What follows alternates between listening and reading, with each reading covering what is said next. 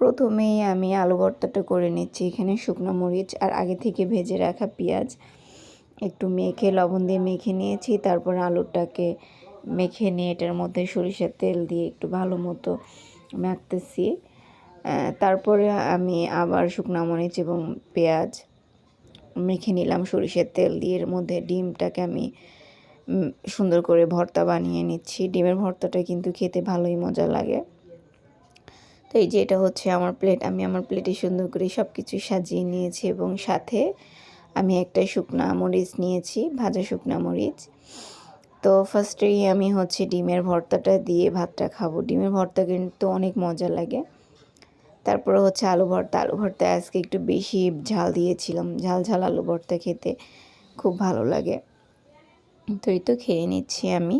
তারপরে শেষে আমি হচ্ছে কালো জিরা যে ভর্তা সেটা দিয়ে খাচ্ছি।